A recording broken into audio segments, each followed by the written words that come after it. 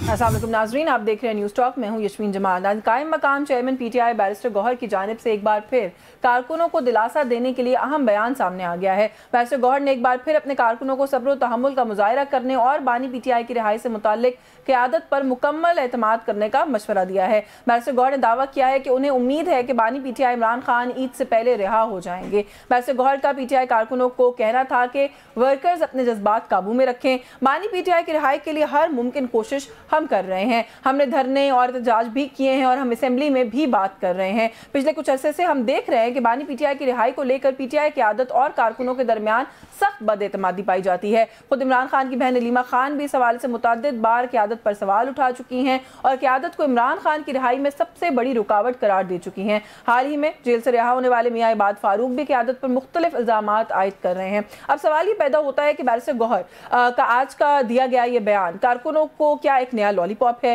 یا بانی P T آئی کی رہائی کے لیے چلنے والی تحریک کو ایک بار پھر سیبوتاژ کرنے کی ایک کوشش ہے، یا پھر بیرسٹر گوہر کو واقعی کسی نے یہ امید دلائی ہے کہ عید سے پہلے بانی پی ٹی آئی کی رہائی ممکن ہو سکتی ہے، بشرطے یہ کہ پی ٹی آئی حکومت سے مذاکرات کے لیے میز پر بیٹھ جائے۔ اطلاعات کے مطابق حکومت اور تحریک انصاف کے درمیان ایک بار پھر مذاکرات کے لیے پس پردہ رابطے ہو رہے ہیں اور پی ٹی آئی کی جانب سے اس بار رابطے کا کام بیرسٹر گوہر خان اور بیرسٹر سیف ادا کر رہے ہیں، جبکہ حکومت کی جانب سے رانا ثناءاللہ مذاکرات کی کوششوں کے لیے اپنا کردار ادا کر رہے ہیں۔ ذرائع کا کہنا ہے کہ مذاکرات کے سلسلے میں بیرسٹر سیف کی بانی P T I Imran Khan سے ڈیالہ جیل میں ایک ملاقات بھی ہو چکی ہے، جس میں بانی پی ٹی آئی کی جانب سے انہیں اہم ہدایات بھی دی گئی ہیں۔ حکومت اور پی ٹی آئی کے درمیان مذاکرات ہونا ایک خوش آئند بات ہے، لیکن سوال پھر وہی ہے کہ ان مذاکرات کا نتیجہ آخر کیا نکلے گا۔ بانی پی ٹی آئی تو کئی بار یہ کہہ چکے ہیں کہ میں ڈیل کے ذریعے نہیں بلکہ عدالتی کارروائی کے ذریعے باہر آؤں گا، لیکن اس کے لیے بھی پی ٹی آئی کے پاس بہت کم وقت رہ گیا ہے، کیونکہ اسلام آباد ہائی کورٹ میں 28 مئی سے موسم گرما کی تعطیلات کا آغاز ہو جائے گا، یعنی پی ٹی آئی کے پاس فیصلہ کرنے کے لیے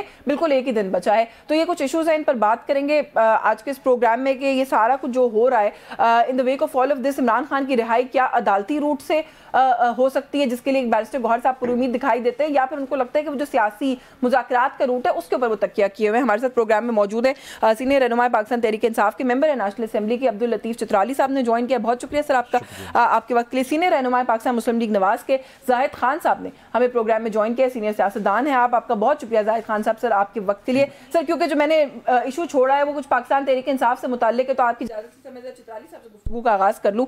چترالی صاحب، بیرسٹر گوہر صاحب ایک دن رہ گیا جو موسم گرما کی تعطیلات ہیں، علیمہ خان صاحبہ کہتی ہیں کہ ہمارے پاس ضمانت والا ایک روٹ تھا، لیکن وہ بھی یہ گلا اور شکوہ کر رہی ہے کہ وقت بہت کم رہ گیا اور ہم نے ابھی تک اس کو جو ہے وہ یوٹیلائز نہیں کیا۔ آن دی ادر ہینڈ بیرسٹر گوہر کہتے ہیں کہ عید خان صاحب اپنے گھر میں کریں گے، تو خان صاحب تو کہتے ہیں میں ڈیل نہیں کروں گا، لیکن لگ یہی رہے کہ گوہر صاحب جو ہیں وہ کوئی عدالتی روٹ کے لیے تو اتنے پورے اعتماد نہیں ہو سکتے۔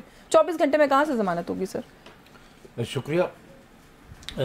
اس میں جی صرف جس طرح آپ نے فرمایا کہ ایک دن ہے اس کے بعد چھٹیاں ہیں، تو کل چونکہ خان صاحب کا کیس لگا ہے اسلام آباد ہائی کورٹ میں، تو کل اگر خان صاحب کو کوئی ریلیف مل جاتی اور جو سسپینشن کے لیے اپلیکیشن موو ہوئی ہے، اگر وہ عدالت وہ جو ہے سنٹنس وغیرہ کو سسپینڈ کر دیتی ہے، تو دین وی کین سے کہ یہ پاسبل ہے کہ خان صاحب آ سکتے ہیں، آ سکتے ہیں۔ سر 200 پتہ نہیں کتنے ایف آئی آرز ہیں ان کے اوپر، آپ کو پتہ ہے ایک جگہ سے ضمانت ہوتی ہے ایک اور میں گرفتاری ڈل جاتی ہے، وہ تو ٹھیک ہے، لیکن کنوکشن جو ہے وہ صرف القادر کی جو ہے وہ سائفر والے وغیرہ تو وہ ہو چکا ہے، نہیں گرفتاری ڈال دیتے ہیں نا، وہ نہیں ہے ایف آئی آر گرفتاری ڈال دیتے ہیں، وہ تو سلسلہ چلتا ہی رہتا ہے۔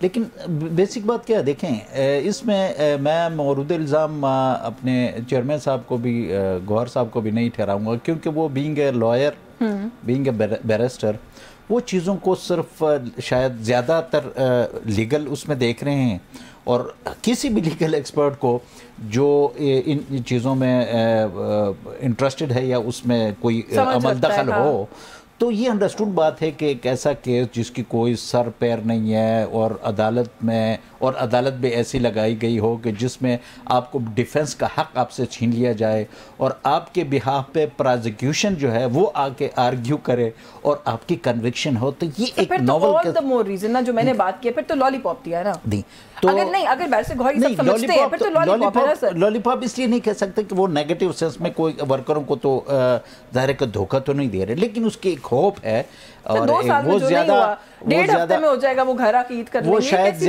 वो शायद ज़्यादा ऑप्टिमिस्टिक हैं, इसलिए ज़्यादा ही है तो बीइंग वो ऑप्टिमिज्म का वो अपना एक वो है। बट लेकिन देखें अल्टीमेटली जिस तरह आपने फरमाया ना कि रूट कहाँ से, तो रूट तो लीगल ही है, कोर्ट से ही। हम सिर्फ जब हम कहते हैं कि खान को रिहा करें तो सिर्फ हमारी जो माइंड सेट ये है कि भाई अदालतों को आप आज़ाद कर दो। अदालतों जब आज़ाद होंगी तो खान साहब की रिहाई में कोई चीज़ माने नहीं। गुफ्तगू में शामिल कर लूं, लेकिन मसला सिर्फ ये है कि जो बात आप कर रहे हैं ना, उससे कारकुन और क़यादत के दरमियान बदएतमादी बढ़ती है। छोटी ईद से पहले भी यही क्लेम्स आए थे जाहिद खान साहब से। एक तो ये दावे मैंने जैसे कहा कि छोटी ईद से पहले भी आ रहे थे पीटीआई की तरफ से कि खान साहब बस ईद घर पे करेंगे, रिहा हो रहे हैं। अब फिर जो है हम वही दावे सुन रहे हैं जी कि वो ईद जो है वो घर पे करेंगे, जेल में नहीं करेंगे। एक तो सर इसको कैसे देख रहे हैं, और जो इस क्लेम की वो है ना रूटिंग है, वो इस बात के अंदर है कि ये कहा जा रहा है और कुछ रूमर्स गर्दिश कर रहे हैं कि मुज़ाकरात शुरू हो गए हैं पस पर्दा हुकूमत और पीटीआई के। सर इस खबर को आप कैसे देख रहे हैं? कोई आपके पास इसकी कोई इन्फॉर्मेशन आप वेरीफाई कर सकें? बहुत मेहरबानी। इस जो आपके सवाल से इसके आने से पहले मुझे अगर 1 मिनट दे दें। जी सर। आज जो पेशावर में पीपल पार्टी के कारकुनों के साथ जो कुछ हुआ, शायद ये जो हमारे पीटीआई वाले लोग होते हैं जब इस्लामाबाद में ये चढ़ाई करते हैं तो इनके खिलाफ भी वही काम हुआ जो आज इन लोगों ने वहाँ पे किया। कि वहाँ के प्रोटेस्ट किसी को रिहा करने के लिए नहीं है, वहाँ तो करप्शन के खिलाफ है। और करप्शन भी ऐसा नहीं है कि कोई जर्नलिस्ट या कोई सहाफ़ी लगा रहे हैं या कोई और पॉलिटिकल पार्टीज लगा रहे हैं। वहाँ पे करप्शन तो पीटीआई के अपने लोग, अपनी शकील जो मलाकन स्टेट एजेंसी से इनका एमपीए जो मिनिस्टर था वो निकला, उसने भी कहा। और ये हकीकत है कि वहाँ पे 2014 से 2022-23 तक तकरीबन कोई 500 अरब या 600 अरब रुपए का करप्शन है, जिसमें 42 अरब रुपए आपके सामने भी आए। तो अगर आप किसी को प्रोटेस्ट करने के लिए आप इजाजत नहीं देते तो फिर आपको जो नहीं मिलते हैं तो फिर आप शिकायत करते। ये मेरे ख्याल में ये डबल स्टैंडर्ड नहीं होना चाहिए। हाँ। आज उनका हक था। अभी भी मैं जब आपकी प्रोग्राम में बैठ रहा था, इससे पहले मैं देख रहा था वहाँ पे शिलिंग हो रही थी, कारकुनों की और पुलिस के बीच में लड़ाई हो रही थी। तो ये नहीं होना चाहिए। प्रोटेस्ट हर एक का हक है, पुरअमन प्रोटेस्ट कोई भी करे तो हक मिलना चाहिए। जहाँ तक आपके सवालों का जवाब है कि देखिए ये जो बैकडोर पे जो डायलॉग की बात होती है, अब याद हो कमेटी भी बनी थी, बिल्कुल सामने बैठे भी थे, सब कुछ हो भी गया था, फिर एकदम वो सब कुछ खत्म हो गया क्योंकि इमरान खान साहब ने इजाजत नहीं दी। तो इस चीज को तो मैं किसी हद तक मानने को तैयार नहीं हूँ। जहाँ तक डिस्कशन की बात होती है तो जाहिर है कि स्पीकर उधर बैठे होते, उनके जो पार्टीज के लोग हैं जो पार्लियामेंट में हैं, जाहिर है वो चाहते हैं कि एक स्मूथ से एक सिस्टम चले, क्योंकि उनने भी लोगों से वोट लिया है। उनसे भी लोग पूछते हैं कि जनाब हमने तो आपको वोट दिया है तो हमारे मसाइल तो आप डिस्कस ही नहीं कर रहे हो, आप तो अपने मामलात में लगे रहे। तो जहाँ तक मैं समझता हूँ कि ऐसा नहीं है जो ये कह रहे हैं, लेकिन एक बात जरूर है कि डायलॉग होने से, बल्कि मैं तो सपोर्ट करता हूँ कि ये होना चाहिए, मुज़ाकरात होने चाहिए, क्योंकि सियासी पार्टियों के बीच में जब मुज़ाकरात होते हैं तो कोई एक अच्छी नतीजे से निकल आते हैं। जहाँ तक आप कह रहे हैं कि जी अदालत से रिलीफ मिलेगा, तो एक बात वादे है कि इमरान खान को तो सजा मिली है 190 मिलियन पाउंड में, और वो 10 साल है। तो वैसे हाई कोर्ट तो ऐसी उसको जमानत तो नहीं दे सकते हैं। ये कर सकते हैं कि उसके केस को खत्म कर दे, तो केस तो ऐसे खत्म नहीं कर सकते या मुअत्तल कर दे जो उसके खिलाफ जो डिसीजन आया हुआ है। हाँ। तो मेरे ख्याल में मुमकिन नहीं है। हाँ, अलबत्ता जो जमानत है वो प्रिजर्व भी हो सकती है, क्योंकि उनके 3 साल 10 साल में जमानत नहीं हो सकती है। तो इस वक्त जो सूरत हाल है, अगर डिस्कशन किसी भी नतीजे पे किसी भी कारण पे होती है, लेकिन हमेशा के लिए अगर खान की बात देखें, अभी भी जो बंदा उसके बाहर आया जब मिला था वो इनके वकील है, उन्होंने कहा नहीं उसने पैगाम दिया है और उसको आर्मी चीफ को। तो मेरे ख्याल में एक तरफ तो ये लोग समझते हैं पॉलिटिकल पार्टीज, और होना भी चाहिए कि एस्टेब्लिशमेंट को सियासत में इन्वॉल्व नहीं करना चाहिए, फिर खुद उसको इन्वॉल्व करते हैं, डिस्कशन करने की बात करते हैं। हाँ। तो ये डबल स्टैंडर्ड होते हैं, नहीं होने चाहिए। जी नहीं, ज़राए के मुताबिक वैसे खान साहब ये खबरें आ रही हैं कि राना सनाउल्लाह साहब ने ये जो बैकडोर इस वक्त मुज़ाकरात हो रहे हैं उसमें ये शर्त रखी है कि पाकिस्तान तहरीक इंसाफ से बातचीत होगी, लेकिन इस शर्त पे होगी कि वो बाकी सियासी जमातों के साथ भी मुफाहिमत करेंगे और एस्टैब्लिशमेंट से बातचीत नहीं करेंगे। वो तो काफी टाइम से ये बात हो रही है हमारे, बल्कि आपको पता है शहबाज शरीफ ने जब अभी हम प्राइम मिनिस्टर ने स्पीच किया तो उसने भी अपने स्पीच में ये कहा था कि जब आप हिंदुस्तान के साथ लड़ाई के बाद जब नेशनल असेंबली में स्पीच किया था, तो उसने सबको इनवाइट किया था कि मैं बैठने के लिए तैयार हूँ। तो ये तो हुकूमत का काम ही होते हैं, वो तो मुज़ाकरात के लिए हर वक्त तैयार रहते हैं, लेकिन जो दूसरे पार्टी होती है वो भी बेहतर समझे और ये समझे कि ये इसके मसाइल हल यही है कि पॉलिटिकल पार्टीज मिलकर कोई रास्ता निकाले, तो ये मेरे ख्याल में ज़्यादा बिल्कुल ठीक है सर। ये मुज़ाकरात के लिए आप बिल्कुल ठीक कह रहे हैं, गवर्नमेंट ने कहा है इस दफ़ा फिर से मुज़ाकरात के, लेकिन पीटीआई की तरफ से बड़ा डाइसेंटिंग ओपिनियन, हर ग्रुप अपनी मर्जी की बात कर रहा है, तो दूसरी जमात कितना रेसिप्रोकेट करती है, रिस्पॉन्ड करती है, ज़ाहिर है वो मैटर करता है। मुझे एक ब्रेक लेनी है, ब्रेक से वापस आके बड़ा अहम नुकता जो भी आपने प्रोटेस्ट वाला उठाया, मैंने during the course of the discussion इस पर बात करनी थी, इस पर बात करेंगे चित्राली साहब से कि पाकिस्तान तहरीक इंसाफ को खुद तो एहतजाज का हक चाहिए, दूसरों को वो हक क्यों नहीं देते। इस ब्रेक के बाद बात करते हैं, हमारे साथ रहे।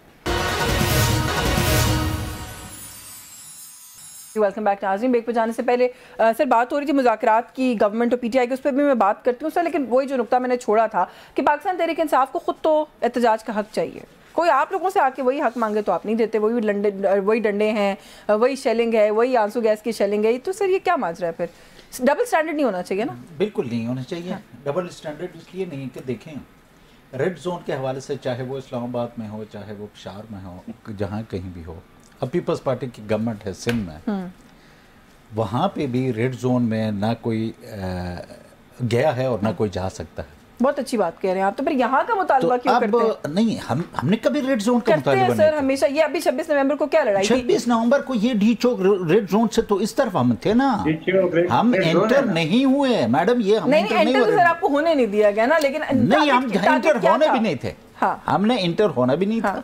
और डी चौक जो जहाँ से रेड जोन शुरू होता है, हमारे तमाम जो जलसे अब तक हुए थे एक्सेप्ट उसको छोड़कर 2014 के धरने को छोड़कर सब रेड जोन से बाहर। 26 नवंबर को एक फॉरेन डिग्निटरी पाकिस्तान में थे और उस जगह को भी कॉर्डन ऑफ करके सारे को रेड जोन करा दिया गया था क्योंकि वहां पे वो ठहर रहे थे। लेकिन आप लोगों ने कहा कि नहीं। अगर बात करें ना तो वो उस मैं आप ही के प्रोग्राम में शायद किसी और प्रोग्राम में वो उस डिग्निटरी की मैं उसको छोड़े, देखिए अब ये होता ना, ये आप रोजाना की बुनियाद पर ना इन्हांस कर सकते हैं रेड जोन को, ना उसको रिड्यूस। यहाँ पे ये होता है कि अपनी तबीयत के मुताबिक यहाँ पे और पॉसिबल भी है जहाँ पे आइन को तबीयत के मुताबिक यहाँ पे उसका बेड़ा गर्क किया गया, सुप्रीम कोर्ट की शक्ल बिगाड़ी गई, वहाँ पे रेड जोन का वो होना जो पेशावर में हुआ उसको जस्टिफाई पेशावर में अगर वो रेड जोन से बाहर थे बिल्कुल जस्टिफाई। रेड जोन में अगर जा रहे थे तो ये नहीं हो सकता कि उधर पीपल्स पार्टी जो है सिंध में अपनी गवर्नमेंट को वो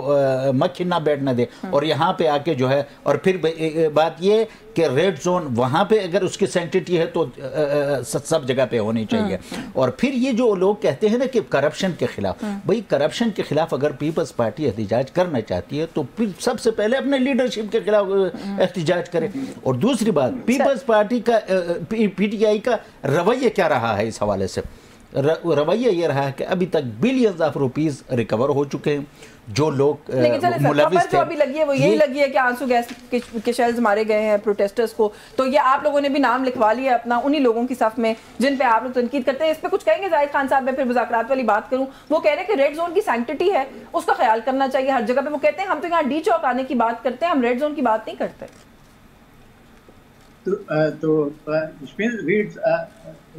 डी चौक रेड जोन में नहीं है क्या? थोड़ा ये पता नहीं बाहर है ना शायद। रेड जोन तो है, वो रेड जोन तो डी चौक तो पार्लियामेंट के अंदर ही है तकरीबन। ये कैसे हो सकता है कि वो रेड जोन ना हो? वो तो डिक्लेयर हुआ है रेड जोन। और लड़ाई जब इनसे होती है, इनको तो रास्ता दे देते हैं, जब ये रेड जोन में दाखिल होने की कोशिश करते तो फिर लड़ाई उधर शुरू हो जाती। अब कभी भी लड़ाई से पहले नहीं इनके साथ हुई है, इनके वहां से और जलू से लेके डंडे और आंसू गैस और क्या क्या लेके आते गए। ये तो निहकते थे जो पीपल पार्टी के लोग थे, वो तो प्रोटेस्ट कर रहे थे वहां पे, वो तो कोई ऐसी मसला तो था ही नहीं। रेड जोन का वहां का आंसर रेड जोन है, वो तो उससे दूर था। असेंबली साइड से ये रेड जोन शुरू होता है, उससे काफी दूर था और वो खत्म हो रहा था, उन्हें जल्द समस्या करके खत्म हो नहीं सर। वैसे जाहिद खान साहब जो खबरें आ रही हैं उसमें ये है कि उन्होंने कोशिश की एंटर होने की रेड जोन, तो तब उसके बाद वो बाद में ना, वो बाद में फिर जाने की, फिर क्योंकि फिर प्रोग्राम था उधर जाने के लिए चीफ मिनिस्टर के हाउस के सामने। और जहां तक करप्शन की बात है, देखिए एक चीज जो वाहिद पार्टी है कि उसके अंदर खुद आवाजें उठती है कि करप्शन कर रहे हैं। आपके चीफ मिनिस्टर के ऊपर आपके अपने मेंबर बात करते हैं, آپ کے اسپیکر کے اوپر آپ کے ممبر اپنے بات کرتے ہیں. یہ جو 240 بلین کیا آپ کہہ رہی ہے, یہ 40 بلین تو صرف پاکستان میں ہے, یہ 600 ارب ہے, اور یہ ابھی ایک ایک کر کے نکلے گا, کیونکہ 12-13 سال میں تو پی ٹی آئی کی حکومت رہی نا, وہاں تو کسی نے کوئی چیز تو دیکھا نہیں ہے. اور میں نے یہ پہلے پھر یہ عرض کر رہا ہوں کہ چونکہ اس پہ الزام کسی پولیٹیکل پارٹی یا کسی جرنلسٹ یا میڈیا نے نہیں لگایا, ان کے اپنے لوگ لگے رہتے ہیں. ان کے اپنے لوگ اگر پریس کانفرنس سے اور باتیں سنتے رہتے تو وہ بتاتے. کمیٹیاں خود بنائے ہیں, خود کمیٹی بنائی اور خود کمیٹی نے انکوائری کی اور کمیٹی نے ثابت کیا کہ کرپشن ہوا ہے. تو آپ مجھے بتائیں کہ اس کو اپریشیٹ کرنا چاہیے نا. اگر وہ تدارک کے لیے کرپشن کے کچھ کر رہے ہیں تو مان تو رہے کم سے کم کہ کچھ ہوا ہے, اس کے اوپر ایکشن بھی لے رہی ہے, تو اچھی بات ہے. یہ تو کلچر ساری پولیٹیکل پارٹیز کو انٹروڈیوس کرنا چاہیے اپنے اندر. لیکن ابھی تک کچھ نہیں ہوا, ایسے کچھ نہیں ہوا. چلے کچھ نہیں ہوا پہ بات کر لیتے ہیں. بالکل سر, ایک تو یہ کچھ نہیں ہوا جو زاہد خان صاحب کہہ رہے ہیں کہ آپ لوگ کہہ تو دیتے ہیں لیکن کرتے کچھ نہیں. دوسرا سر یہ بات جو شکیل احمد صاحب میں ریسپونڈ کرنا چاہوں گا. دیکھیں ہماری ابھی زاہد خان صاحب میرے بڑے ہیں. جب ہم بہت چھوٹے تھے تو زاہد خان صاحب کو ہم اے این پی میں پالیٹکس کرتے ہوئے دیکھتے آئے ہیں. تو میں ایک ان سے with due respect with due apology یہ ریکویسٹ کروں گا کہ دیکھیں ہم اوروں کی گناہوں کو دفاع کرتے ہوئے ہماری پالیٹکس گزر جاتی ہے. یہ اے این پی میں تھے, اب یہ مسلم لیگ نون میں آ گئے. لیکن کیا مسلم لیگ نون کا کوئی بندہ اس میں کوئی یہ اخلاقی جرت ہے کہ وہ یہ کہہ سکے کہ شہباز شریف پر 26 ارب روپے کے ٹی ٹی ایٹ اسکینڈل کی جب فرد جرم عائد ہونے جا رہی تھی, جس دن اسی دن اس کو اسٹیبلشمنٹ نے وزیر اعظم کا حلف دلوایا, 2 سال تک فرد جرم عائد ہونے نہیں دیا. بری ہو گئے سر اس کیس سے. بری تو ہونا تھا. جب رجیم چینج کے بعد جب پی ڈی ایم کی گورنمنٹ بنی اور جب نیب کے سارے قوانین تبدیل ہوئے, جب کورٹس کا جو ہے وہ اسٹرکچر تباہ کر دیا, بری تو ہونا تھا. یہ پلاننگ بھی تو ساری اس کی وجہ سے تھی نا. جب نواز شریف باہر سے آ رہے تھے, عدالت جب اسے انصاف دینے کے لیے وہاں پہ گئی, تو میں یہ کہتا ہوں کہ یہ جو ایک پوائنٹ دیکھیں, یہ بہت ہماری سیاسی جو سسٹم ہے نا اس میں ابھی زاہد خان صاحب نے فرمایا کہ پارٹی کے اندر سے بالکل میں کیوں اپنے کسی منسٹر کا, کسی ایم این اے کا یا ایون چیف منسٹر کا, مجھے اگر پتہ چلے کہ انہوں نے غلطی کی ہے, میں ان کے ڈیفینڈ کرنے کے لیے یہاں پہ ہوں. زاہد خان صاحب اگر مانا بھی ہے تو کیا تو کوئی ایکشن تو کوئی نہیں ہوا نا. دیکھیں یہ آپ کی حکومت میں بھی ہوا تھا, آپ کے ایک وزیر صحت تھے سر, ان کے خلاف بھی سنا کرپشن ہوئی ہے, سر عہدے سے ہٹا دیا, کوئی اور ایکشن نہیں ہوا. اسپیکر کے خلاف ایلیگیشن آئی تو اس ایلیگیشن کو پروب کیا گیا. پروب کیا گیا کہ واقعی اس نے کرپشن کی ہے. تو پروب کرنے کے بعد یہ چیز ثابت ہو گئی کہ چیف منسٹر کے خلاف بھی آ رہا ہے نا. شکیل احمد صاحب تو چیف منسٹر پر الزام لگا رہے ہیں. وہ تو بلکہ یہاں تک بھی کہہ رہے ہیں کہ عمران خان کے نام پر ووٹ لے کر ایک کمپرومائز سیٹ اپ آ گیا ہے صوبے کے اندر. وہ تو چیف منسٹر کو کمپرومائز بھی کہہ رہے ہیں. دیکھیں وہ ایک اسپیسیفک انڈیویجول کا, شکیل خان صاحب کا اور چیف منسٹر کا ایک معاملہ چل رہا تھا. لیکن میری گزارش یہ ہے کہ even then Shakeel Khan still party میں ہیں, چیف منسٹر کے خلاف بھی بولتے ہوئے. اس نے کسی نے اسے پارٹی سے نہیں نکالا, کسی نے اسے یہ نہیں کہا کہ تم یوں کیوں کر رہے ہو. صحیح یا غلط اس کا کسی وقت فیصلہ ہو جائے گا کہ وہ صحیح ہے یا غلط, کوئی اس میں دو رائے نہیں ہے. لیکن اتنا کریڈٹ تو آپ پی ٹی آئی کو دیں کہ ود ان دا پارٹی بندہ بول بھی سکتا ہے, کسی چیز کو ہائی لائٹ بھی کر سکتا ہے, اور اس کو سزا بھی پارٹی نہیں دیتی صرف اس وجہ سے کہ اس نے ایک چیز کو, شاید کوئی سچ بول رہا ہے, جھوٹ بول رہا ہے, اس کا تعین اس وقت ہوگا جب چیزیں پروب ہوں گی.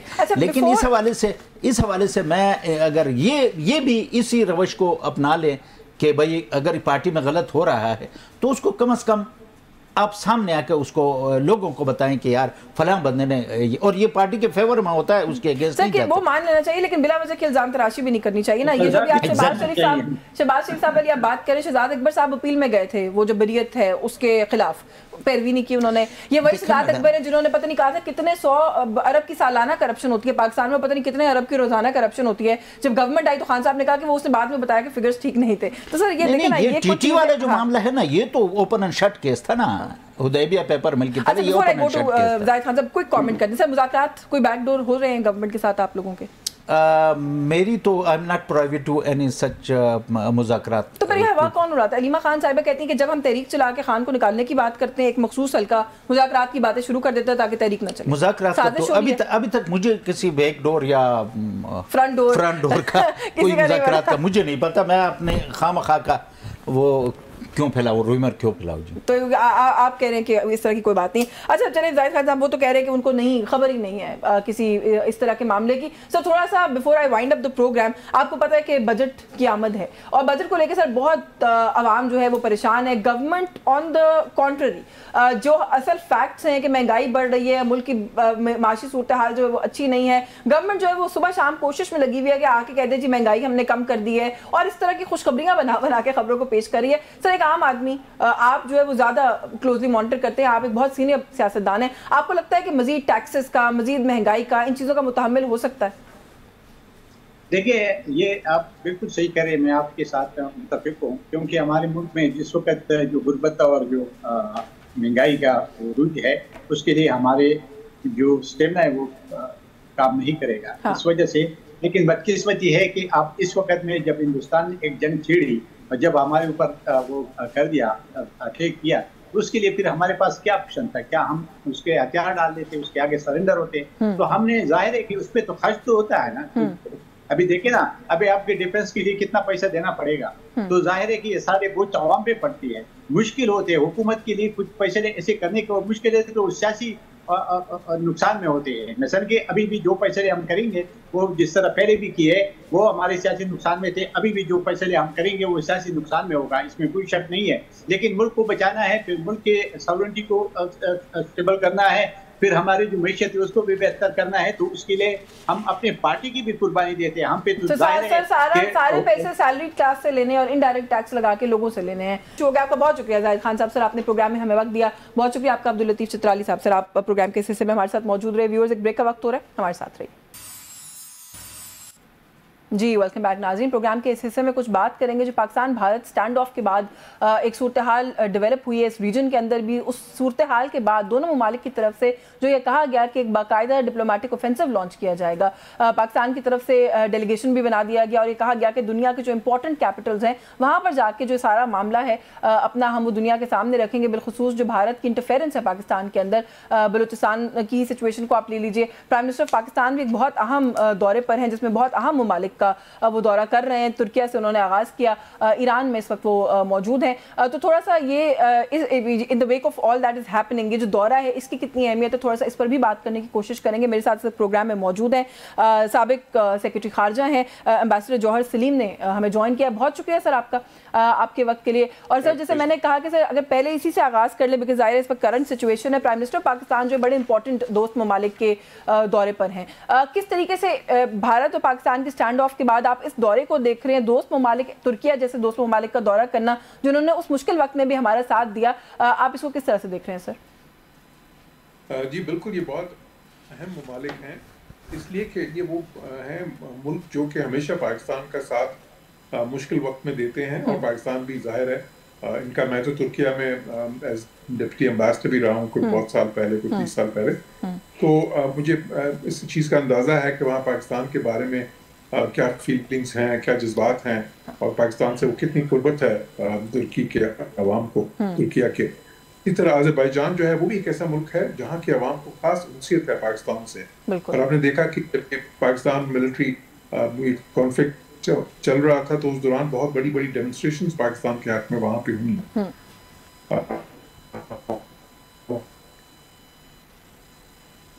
صدر جو ہیں وہ بھی پاکستان کے بارے میں بہت ہی زیادہ نیک جذبات اور جو ہے بہت ہی ان کی ڈیووشن ہے. تو اسی طرح پھر جو تیسرا ملک ہے ایران, ان کے ساتھ بھی پاکستان کے بہت قریبی تعلقات ہیں. آپ نے دیکھا کہ ان کے وزیر خارجہ خصوصاً اس دوران میں جب یہ ساری چیز بہت زیادہ ایک ایسکلیٹڈ فارم میں تھی تو وہ اس وقت اس کو کم کرنے کے لیے انہوں نے دورہ پہلے پاکستان کا پھر انڈیا کا بھی اس کوشش میں کہ وہ ڈی ایسکلیٹ کریں سچویشن کو. بلکہ انڈیا میں ان کا جو دورہ تھا اس کے بعد تو تھوڑی سی وہاں پہ کچھ بدمزگی بھی پیدا ہوئی بیکاز ہندوستان میں کچھ کرٹیسائز بھی کیا گیا ان کو. تو جو چوتھا ملک ہے جو تاجکستان, تاجکستان میں ایک کانفرنس ہو رہی ہے. اگین یہ بہت ایک قریبی دوست ہے پاکستان کا, اور دیکھیں جغرافیائی طور پہ آپ کو پتہ ہے کہ تاجکستان ہم سے صرف 25-30 کلومیٹر دور ہے, صرف باخان افغانستان کے بیچ میں آتا ہے. تو وہاں پہ بھی جو ہے تعلقات دونوں ملکوں کے بہت قریب ہیں, اور ساتھ ہی ساتھ یہ بھی ہے کہ وہاں پہ ایک کانفرنس ہو رہی ہے گلیشیئرز کے اوپر. اور گلیشیئرز اس لیے بہت اہم ہے یہ کانفرنس کیونکہ دیکھیں یہ سارے جو دریا ہیں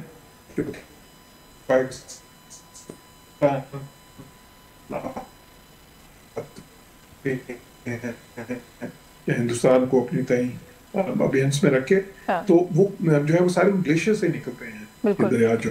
تو یہ گلیشیئرز جو ہیں یہ ایک مشترکہ اثاثہ ہیں سارے خطے کا, تو جس پہ کہ انٹرنیشنل لاز جو ہیں اور یہ سارے جو دریا اور ان کا بہاؤ ہے, انٹرنیشنل لاز جو ہیں وہ سب کو ماننی رائپیرین کنٹری اور لوور رائپیرین کنٹری وہ پوری بھی کرنی چاہیے, لیکن ہندوستان بدقسمتی سے ایسا نہیں کر رہا. تو اسی طرح آپ نے ذکر کیا وہ اس ڈیل کا جو پاکستان ابھی ایک تشکیل دیا ہے جو بہت سے امپورٹنٹ کیپٹلز میں جائے گا, جس میں برسلز ہے, واشنگٹن ہے, پیرس ہے, لنڈن ہے. تو وہ بھی ایک بڑا اچھا جو ہے بیلنسڈ ڈیلیگیشن ہے. اس میں بہت تجربہ کار جو ہے diplomats, foreign ministers, former foreign secretary سارے شامل ہیں, اور ظاہر پارلیمنٹیرینز بھی ہیں. تو وہ اس وقت جو ہے پوری دنیا کو ظاہر ہے پاکستان بھی انہوں نے پہلے ششی تھرور کی سربراہی میں ایک تشکیل دیا ڈیلیگیشن, اور ششی تھرور جو ہے آپ کو معلوم ہے وہ جو ہے از این اوریٹر, تو بولنے میں خاص مہارت ہے ان کو. تو وہ حالانکہ وہ بی جے پی کا حصہ نہیں ہے لیکن وہ ان کی اس مہارت سے فائدہ اٹھانا چاہتے ہیں, لیکن ظاہر ہے وہ مہارت اس وقت نہیں چلے گی جب حقائق ان کے ساتھ نہیں ہوں گے. بالکل, جس طرح بالکل بھارت کا نیریٹو اس دفعہ نہیں بکا کیونکہ حقائق ان کے ساتھ نہیں تھے, ورنہ نارملی ہم یہ بات دیکھتے ہیں کہ ویسٹ فوراً سے آ جاتا ہے ان کی حمایت کرنے, لیکن اس دفعہ بڑی کوشش کی انہوں نے مگر وہ یہ کر نہیں سکتے. لیکن یہ دونوں ملک ظاہر ہے اس وقت اپنی جی بالکل دونوں ملک ظاہر ہے کہ اس وقت ایک جسے آپ کہتے ہیں نا ایک تو وار آف نیریٹیوز ہے اس وقت, ایک بیانیوں کی جنگ ہے. پہلے تو ایک وہ دوسری جنگ ہوئی ہے, ایک لمیٹڈ وار جو ان سی کائنیٹک, لیکن ابھی یہ بیانیوں کی جنگ ہے. پوری دنیا میں اپنا موقف جو ہے دونوں ملک دینے کی کوشش کر رہے ہیں, اور اس میں ہندوستان کو کوئی اتنی کامیابی تو ہوئی نہیں ابھی تک 22 اپریل کے بعد, اور ان کو اسی چیز کا غصہ بھی ہے, خفت بھی ہے. سر اسی بات کو مائنڈ میں رکھتے ہوئے جو ابھی آپ نے بیک گراؤنڈ سیٹ کیا ہے کہ ان کو غصہ بھی ہے, ان کو کامیابی حاصل نہیں ہوئی, ان کو وہ سپورٹ نہیں ملی جو وہ چاہ رہے تھے, آپ کو لگتا ہے کہ بھارت کسی اور قسم کا دوبارہ مس ایڈونچر کر سکتا ہے؟ کیونکہ اگر آپ ان کی میڈیا کو کم سے کم اٹھا کے دیکھیں, وار مانگرنگ تو وہ کرتے ہیں ہمیں پتہ ہے, لیکن وہ ابھی بھی کہہ رہے ہیں کہ آپریشن سندور جو ہے وہ رکا نہیں ہے, آپریشن سندور 2 بھی ہو سکتا ہے. تو آپ کو لگتا ہے کہ یہ خالی محض بڑکے ہیں انٹرنل اس کے لیے کنزمپشن کے لیے, اپنی آڈینس کے لیے, یا وہ کر سکتے ہیں ایسا کچھ؟